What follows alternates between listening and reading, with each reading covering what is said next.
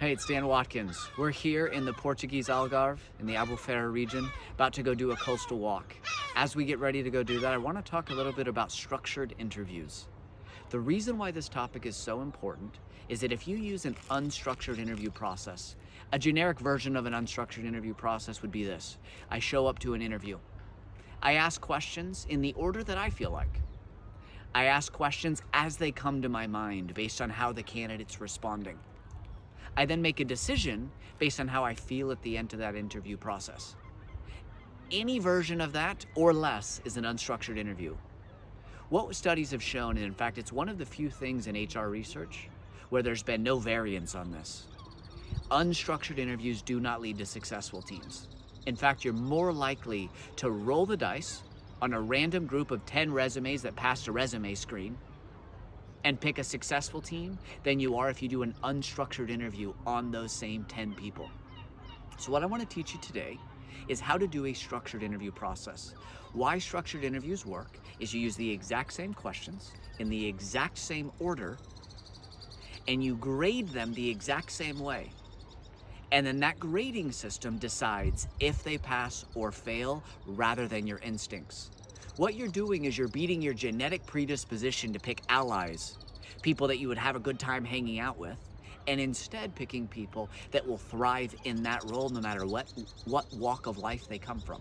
So how do you design a structured interview process? There's been a lot of posts I've done on this, a lot of people asking detailed questions. I want to go walk you through in less than 5 minutes how to do that.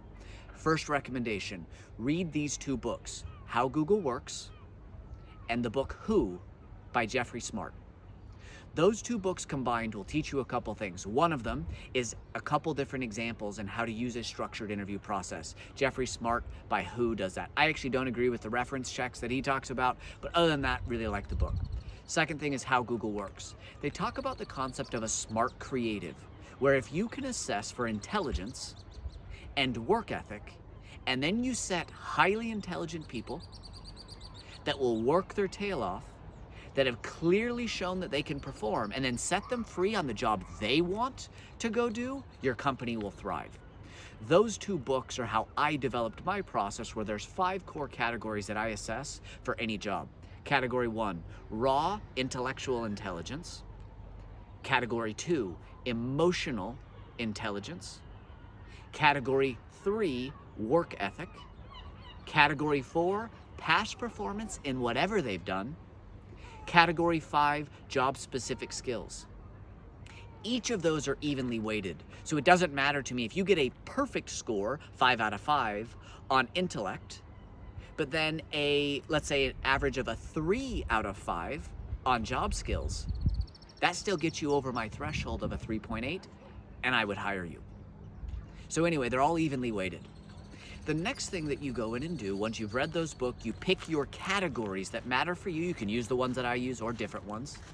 The next thing that you'll go in and do is pick peer-reviewed questions that assess exactly what it is that you're looking for. So what you go in and do is, let's say that you're looking for intelligence. Go in and Google search peer-reviewed questions on how to assess intelligence. One of the things that will come up, as the top researchers on intellect have come up with, is curiosity. Well, then how do you assess curiosity? You go one level deeper. Peer-reviewed journals on how to go and assess curiosity. I found many great questions in that. You go in and you do that on, it could be on leadership. It could be on altruism, if that's a core component in your company. It can be on work ethic. It can be literally on anything. Then what you do is you come up with those questions. You put them into your interview. You only ask those questions, and then you come up with an assessment on them. What I usually recommend to do when you're coming up with your assessment, like what is a 5, what is a 4, 3, 2, and a 1, if you do a 5-point scale on each question, is that you have your top 20 people in your current company take the questionnaire. If they go in and do that, now what you'll go in and see is, what does the very best answer look like? That's a 5. What does the top 25% look like? That's a 4. What does the middle 50% look like? That's a 3. Bottom 25%, that's a 2. Bottom answer, that's a 1. And then what you do is, across your 20 best performers in the company, you now have your standard. You go in, That's how you assess people. That's how you hire people. And what you'll see is performance only increases. The reason why I use a 3.8 is I'm now saying I need better than average on my top performers today. If I can interview for that, I'm gonna build a successful company. Hope that helps. Hope you're able to go design your own structured interview process. And as always, if there's other questions you have, put them into the comments. Love to go and provide this content for you.